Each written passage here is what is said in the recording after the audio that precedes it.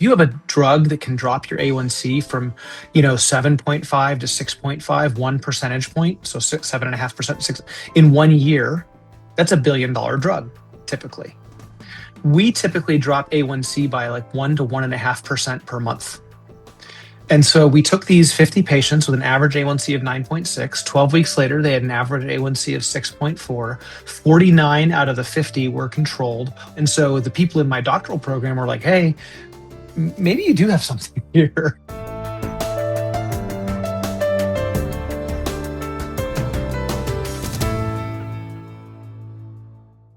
Thank you so much for joining us on another awesome episode of Bioenergetics Beats. I'm Heather Gray, a functional diagnostic nutrition practitioner and certified bioenergetic practitioner. And today is brought to you by Nikki, Unleash the Wellness Within. It's a non-invasive, easily affordable, and highly effective approach to optimize wellness. It's a wearable device that puts frequency, better-based life in your hands and on your wrist. Stick to the very end because we have a giveaway you're not going to want to miss out on. But if you have a pulse and have been following the amazing people that we have on the show, you're not going to want to miss one word out of my next guest's mouth.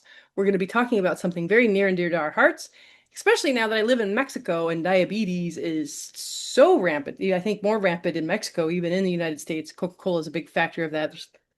So many things. My great-great-grandfather from Mexico died of diabetes, amputee, blind, whole 9 yards. So this topic is a very near and dear topic to myself, and I love anytime we can be talking about reversal and prevention instead of, there's no hope, So without further ado, let's welcome Dr. John Oberg, yay, to the show. Thanks for having me. I'm really excited to be here. Awesome. Me too. So I find that when people are using the words reversal when it comes to things like diabetes, they know something a little bit more than just the typical practitioner.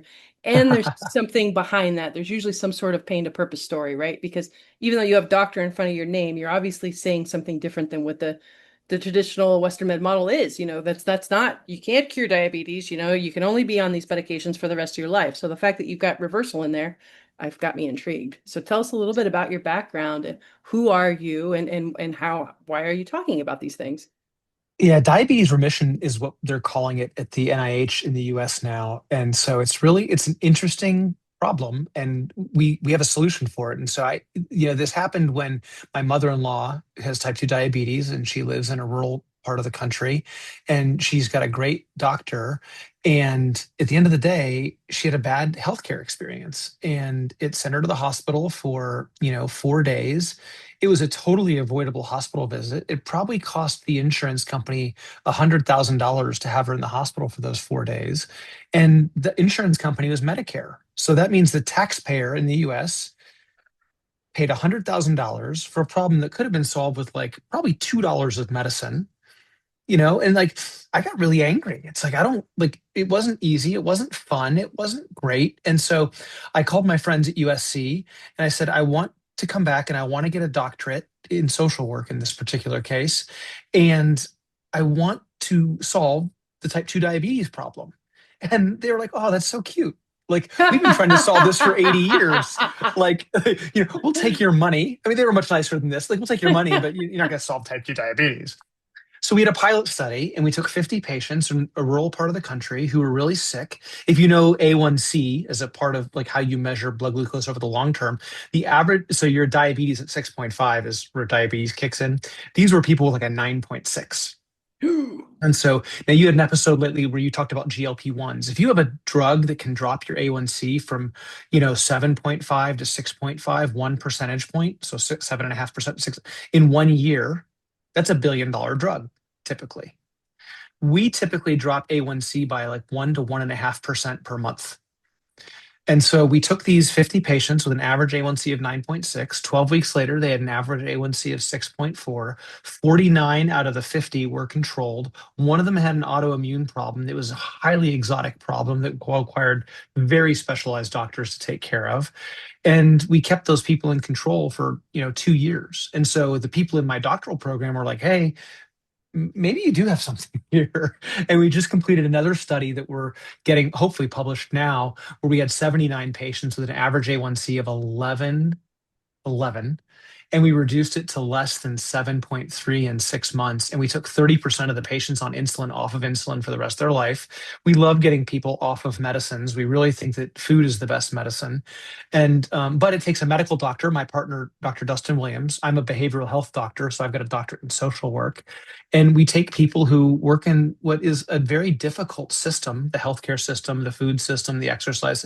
These are tough. It's a tough world today. But we teach people how to take control of their life in a way that's possible and help them to get better even when they're really, really sick. And it's been really gratifying because it's not just for people with money. It's really designed for people that are low income, rural, low access to care. And if you have money, great. And if you don't have money, great. Like at the end of the day, people want to be healthy. We're helping them find the way and helping them get off of medicine. And it's really been gratifying. We have hundreds of patients who've like written letters and told us how great we are. And so it's just it's a really fun approach. I am flabbergasted. Like halfway through your talking, I started to tear up. Like I wanted to like start clapping and applauding because that's beautiful what you're doing for people. And you're right. Like I'm glad, I'm sad that it happened to her. But I'm glad in the way that it pissed you off and got you looking, because that's usually what Yeah. it takes, unfortunately, for us, especially the Western med model, doctors to kind of get off that hamster wheel and take a look and go, wait, this is not right. Something else is happening here, and then things get fixed, thank God. Yeah. But man, beautiful. This is a really good spot. We're actually going to pause for a quick break. When we come back, we're going to dive deeper into the meat and the potatoes of rewriting the rules of weight loss. Say that 10 times fast. Longevity and chronic disease. And I want to get more into AI that heals, because I know that's part of his bio as well. It's like there's so many amazing things we can talk about. But don't go anywhere. Stay tuned. We'll be right back. There's a new word for wellness, Nikki. Nikki is your personal wellness companion, a sleek, wearable device that lets you choose from a variety of programs to match your day. With a simple tap on the Nikki screen, you can explore wellness programs created for different moments and lifestyles. Need a lift? Select energy. Looking to unwind? Tap stress and anxiety. Want to feel more at ease? Choose pain. Heading out on a trip? Try travel to help you feel ready for new adventures. From busy mornings to quiet evenings, Nikki puts a variety of wellness experiences right at your fingertips and on your wrist. Life moves fast. Nikki moves with you. It's a portable way to bring wellness technology into your everyday routine, wherever life takes you. Your day, your choice, your wellness program. Nikki Wellness Technology. Delivering frequency-enhanced health. We are Nikki.com.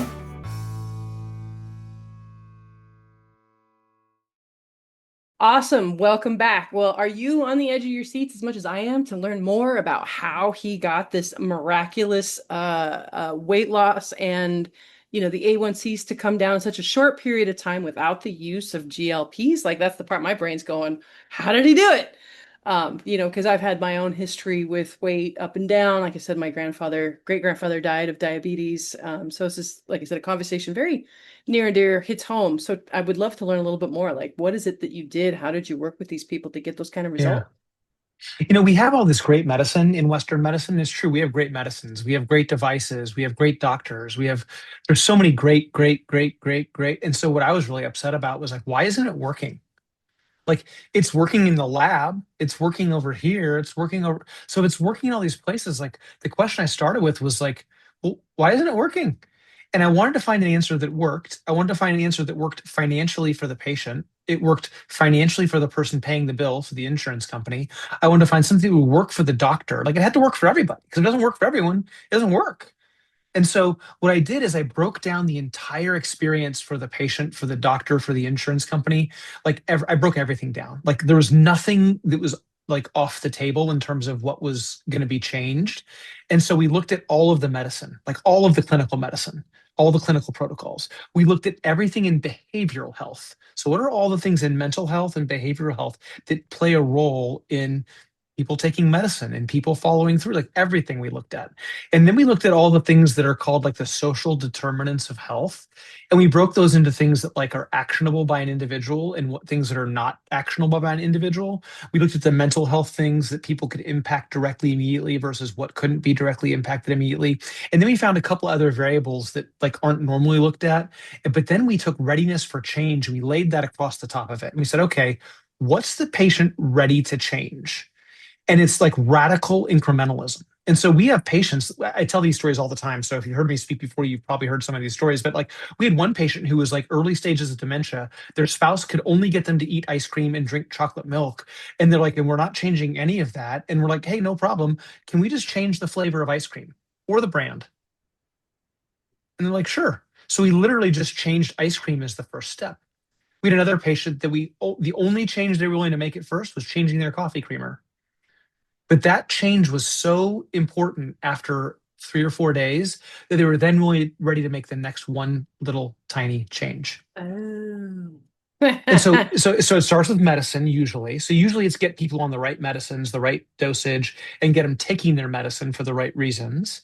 And then we can get into diet and exercise, usually second, because people are usually more open to starting with the medicine than getting into the food. But it's different for everyone. Like the real key is meeting people right where they are and having them do exactly what it is that works for them. So it's hyper personalized and radically incremental. Like people are like, I want to go, I'm going to start walking a mile tomorrow. I'm like, how about we get you to your mailbox and back and you call me and tell me how it went? So I absolutely love that approach. I unfortunately have a hard time remembering that, and that's kind of what made me not the greatest coach because I was an all or nothing. I was so sick with Lyme disease, mold toxicity, autoimmune for so long that I was like, if you told me to jump, I asked how high, right? And I thought that Yeah, everybody was like that. yeah, And so I'm like, rip the Band-Aid. I'm like, no, you're off of wheat, you're off of this, you're off of this. And people were like, I can't do this. Bye. I'm like, shit. I yeah, can't help people if they're not going to that's do right. the program. We call that the kale and carrots problem, right? So like if you're having sugar cereal for breakfast every morning and your coach is like, it's got to be kale and carrots, you're like, peace out, you know? But if you're like, hey, let's get from like, honey nut Cheerios to like, strawberry Cheerios to like you just incrementally move people along in really tiny little things. Like it's totally fine, right? And Mm. so like that's what we want to do is just radical incrementalism. And so that the walking to the mailbox wasn't just like tongue in cheek. Like we had a guy do it. He got to his mailbox. He's like, yeah, it hurt too bad. I was like, whoa, whoa, whoa, what hurt? He's like, well, my knee's killing me. I was like, well, be more specific. He's like, I don't know. My knee hurts. I was like, well, let's keep talking about it. And what happened was he walked to his mailbox. He turned around to the left, and it hurt when he turned to the left. I was like, well, do you have a cane or a walking stick or a trekking pole? He's like, yeah, sure. I was like, plant that by your left foot tomorrow when you turn left and tell me what happens. He called me back so excited. He's like, I planted the pole and I walked around it. I went to the mailbox twice.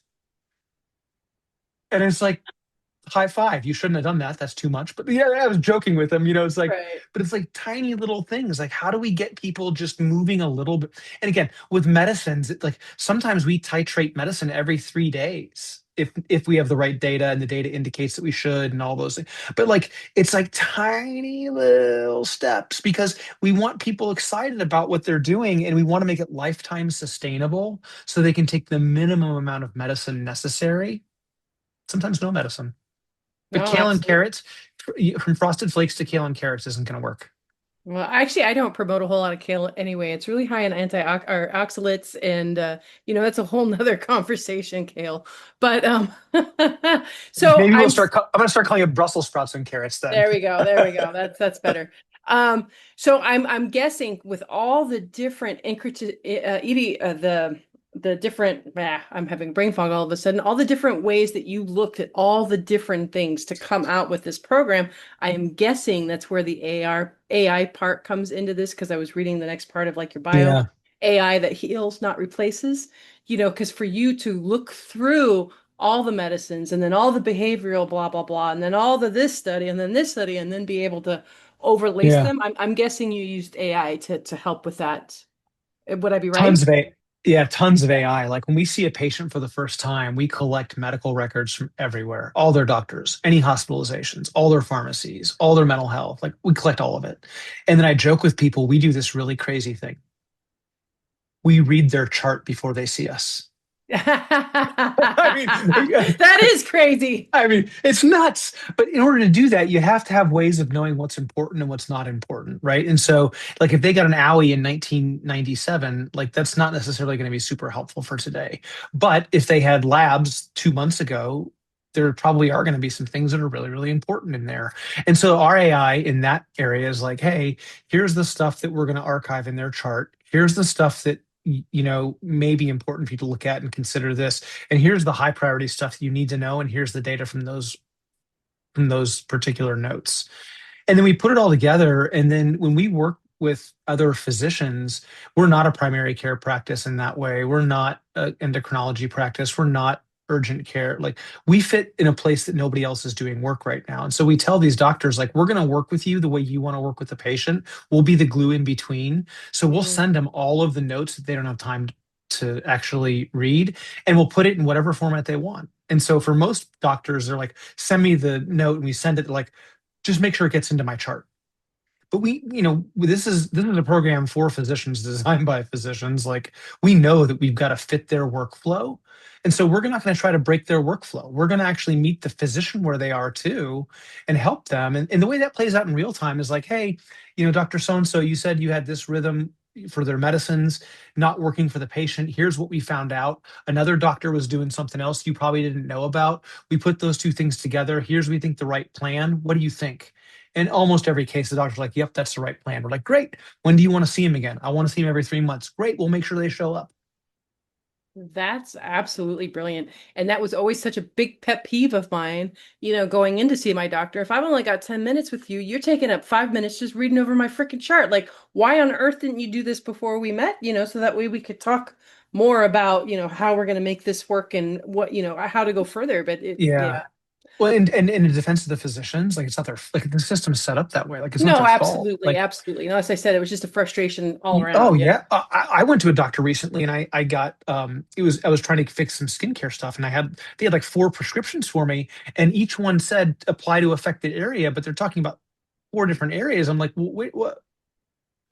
Which one for which area? I don't remember, because you used and I work in this field. Like, I'm good at this stuff.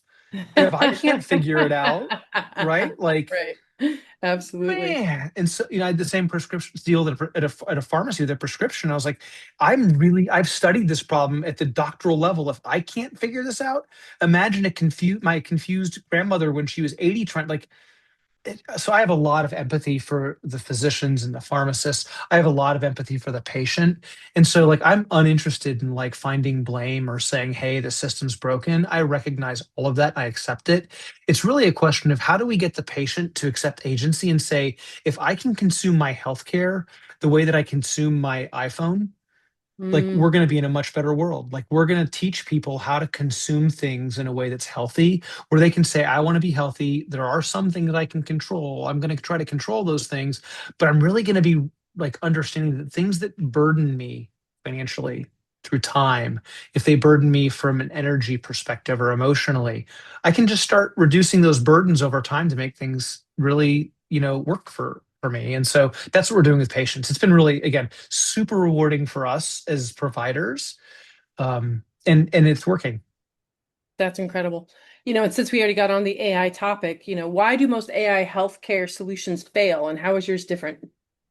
Technology is about adoption, right? And so, if you don't get something that's going to work for whoever's using it, it's not going to be adopted. And you've got typical adoption curves, where you have, like, innovators and early adopters and early majority, late majority, laggard. Like, you have to find people who are willing to adopt it and then kind of improve it as you go. And so what we've tried to do is just solve real problems, and we've been really fortunate to have a staff that really does it. So we eat our own dog food, right? So, our AI is primarily facing our internal team right now. We are starting to release some AI towards patients, and it's super cool results. And we always start by doing it halfway. Like, for meal planning stuff, we don't just give an AI to the patient. We're like, hey, a meal plan may have taken an hour for us to go through before. Now we have all your data. The provider will say, like, what do you want to eat this week? And we'll know like what's in their kitchen, what's in their, pantry, and what food they like and what food they don't like. And then we ask the AI to make a meal plan and how many people are in their family. And we know like how many times they want to eat it for leftovers and what they can store it in. And so it comes up with not just a meal plan, but then the recipes within the cooking constraints that the patient wants, because some people don't like to cook, how many times they want to have leftovers. Like it goes through all of that and gives them all of the data in like 5 minutes. We can give somebody like, here's the shopping list, here's the cooking plan. You have to cook twice this week because you wanted to cook twice this week. You're gonna have leftovers 4 times. You're gonna put this much stuff in your freezer for later. And what took, 60 or 90 minutes before takes 4 or 5 minutes, right? And pretty soon we'll be able to give that AI directly to the patient and they can do it all themselves. But Mm. it's not just a meal planning AI. It's an actual like medically validated with their chart, like goes through the entire process with them, including at some point very soon, like we're just a half step away from press this button and we'll have it put it in your Amazon account and you just push purchase and it'll all show up at your place. Ah, shut up. That's Yeah. awesome. I Yeah. mean, I was playing around with that a little bit, especially when I was doing a lot of food sensitivity testing, Yeah. because you'd get a bunch of food sensitivities back and they're like, what can I eat? And then I tell them I want them to go paleo. And so to be able to interface those two through the AI and then have it spit out a meal plan for me, I was Yeah. just like, oh my God, this is incredible. Yeah. And I found some really incredible. So like even when I'm home, I'm home, I've got 3 ingredients in my refrigerator. I don't know what to do with them. I'll pop it into AI. I've Yeah. Isn't got that this, great? this, and this. Come up with a few yummy recipes for me. Holy cow, out of the park. Yeah. It's incredible. Yeah. And now you can like do things like take pictures of things and it'll actually read it and see it for you instead of you having to type it all in. And we're not very far away from like a keyboardless AI interface, I believe. Like I've been talking to a lot of the UI UX experts in, partner companies and just watching people across the world. And like our human interface with the computer is soon going to be voice and visual, and it's going to be all this multimodal stuff where the keyboard is going to be optional. Oh, thank God. All right, boy, for some reason, like I said, you almost brought me to tears at the very beginning, and then now I'm going through your sample questions because I just got them. But I'm like, That's I'm my reading. fault for all the No, no, listeners. no. I And, was tardy. and, and I'm reading one and I'm like, near death experience. I'm like, great. He is going to make me cry on this episode. So let's dive there. So, how did a near death experience reshape your view of purpose, leadership, and human potential? Yes, it was 2007. I was in a tough spot. I was on a road that had black ice and a guy spun in front of Mm. me in the car. And so I was about to hit him like right in the driver's side door. And I was driving a four-wheel drive vehicle, Toyota 4Runner, love it. And I tried to get around him, but going around him meant getting onto the grass embankment that was like sloped down. And what I didn't realize is the grass embankment was also iced over. And so I took my car onto this like grass embankment that was iced over. My car went down the embankment and then off the wall. And it was like a 40, 50-foot wall.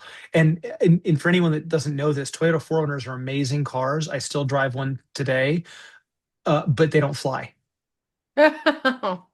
So who knew, right?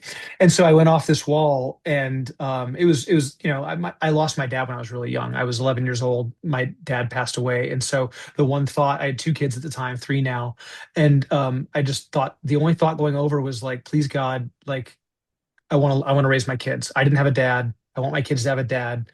Please, please, please, please, please, please, please, please, please, please, please let my kids have a dad. That was it. And I landed and I walked away from the accident with not even a scratch on my head. And so the guy, this minivan pulls up. It's a local instructor for EMTs at the local community college with his two daughters in the car.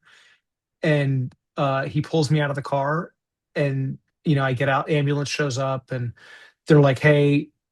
They were ready to release me at the scene. He's like, you can't. He had a rollover. Like you're required by law to take him in with a C-spine and all this stuff. And I got there. MRI doctor's like, yeah, we can't find anything wrong with you. Like you're good. Like you had some safety glass in your hair. Like we got it out. But like, and then, so I bought the guy who helped me come out of the car dinner a couple weeks later, and he said, I've seen a lot of accident scenes in my life. Like I've been on a lot of them as an EMT and an EMT instructor.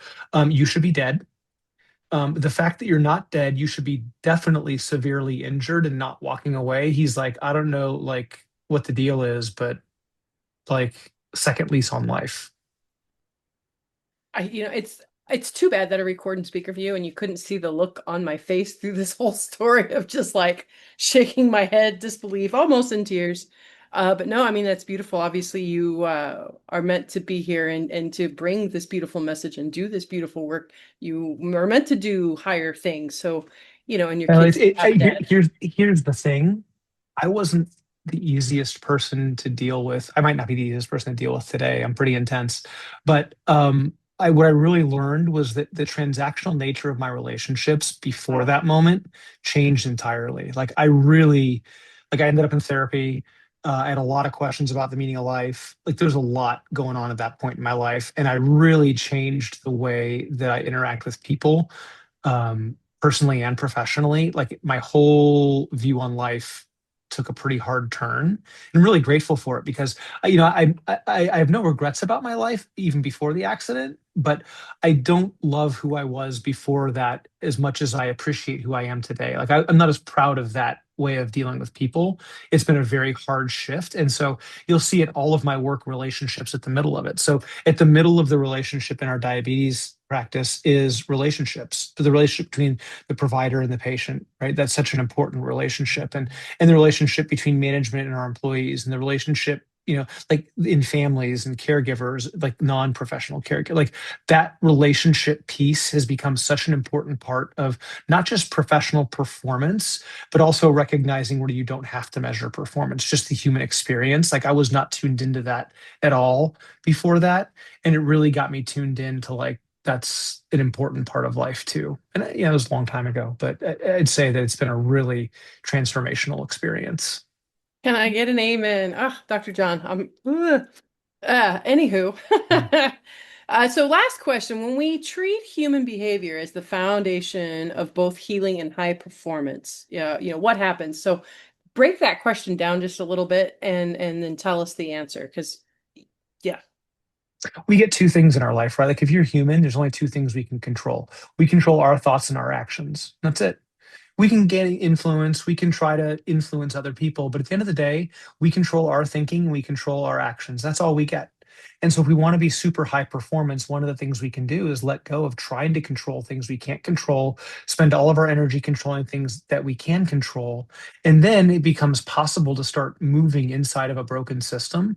Like, I think there's a lot of people that in today's world aren't super happy about where the world is today. And I think, my son who's in college was asking me, like, how do you manage that? And I said, I manage it by looking at the things I can control, my thoughts and my actions, and then applying that in the places where I think I'm going to have influence in the best way that I can. And I still believe that one person can change the world. I believe one pebble can make ripples that go. I'm full of hope, but I'm also sober about what that means, and that we're not in an easy environment.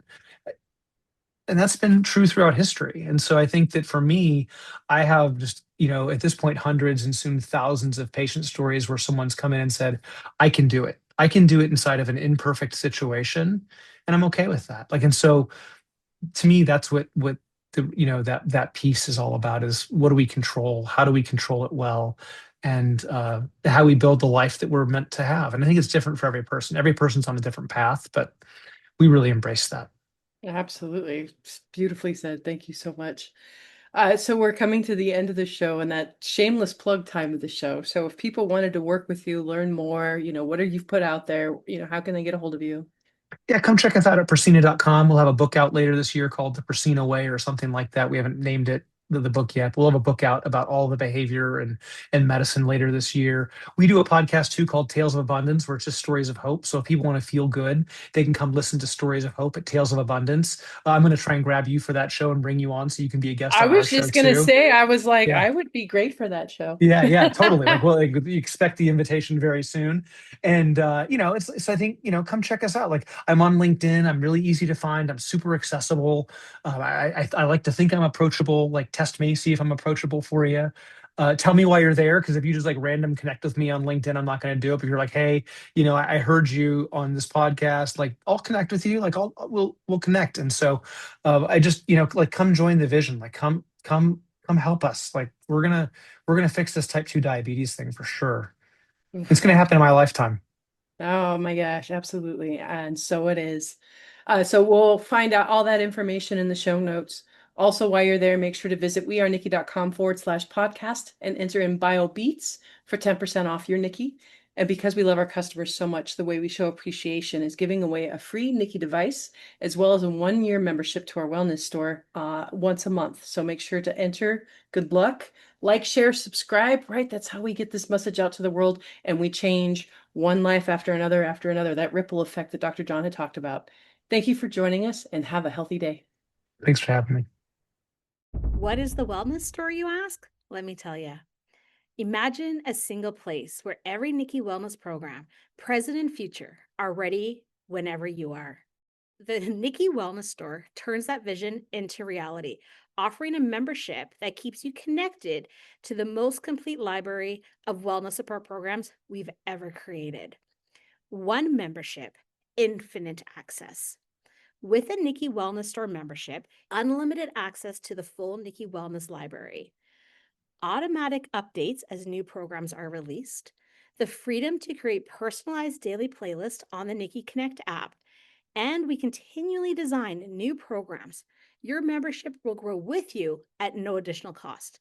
Because wellness technology never stops improving, and neither do you. It's more than a membership. Every wellness store membership begins with the purchase of their Nikki Wellness Technology, a wearable device that delivers wellness programs wherever life takes you. Your membership includes 1 full year of unlimited access to the complete wellness library and all future program releases. After the first year, your access continues with a simple annual renewal fee, so your library and collaborations with trusted global innovators keeps growing without interruption. This isn't just an upward, it's a movement toward a future where wellness technology never stops improving, because neither do you. Join the movement. The Nikki Wellness Store isn't just a milestone, it's the future of wellness designed for freedom, value, and constant growth. New customers that join us will automatically get 1-year membership to the Nikki Wellness Store. Current customers that have already owned a Nikki, you will be grandfathered in and given a 2-year membership. And that's a thank you for walking with us for all this time. There's a new word for wellness, Nikki. Nikki is your personal wellness companion, a sleek wearable device that lets you choose from a variety of programs to match your day. With a simple tap on the Nikki screen, you can explore wellness programs created for different moments and lifestyle. Need a lift? Select energy. Looking to unwind? Tap stress and anxiety. Want to feel more at ease? Choose pain. Heading out on a trip? Try travel to help you feel ready for new adventures. From busy mornings to quiet evenings, Nikki puts a variety of wellness experiences right at your fingertips and on your wrist. Life moves fast. Nikki moves with you. It's a portable way to bring wellness technology into your everyday routine, wherever life takes you. Your day, your choice, your wellness program. Nikki Wellness Technology. Delivering frequency-enhanced health.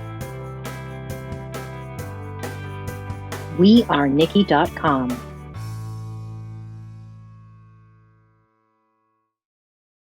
The views, information, and opinions expressed in this content are solely those of the individuals involved and do not necessarily represent those of FreeMedica. FreeMedica Technologies, Inc. and its employees are not responsible, nor verifies accuracy any of the information contained in the following content. The primary purpose of this content is to educate and inform. This content does not constitute medical or other professional advice or services.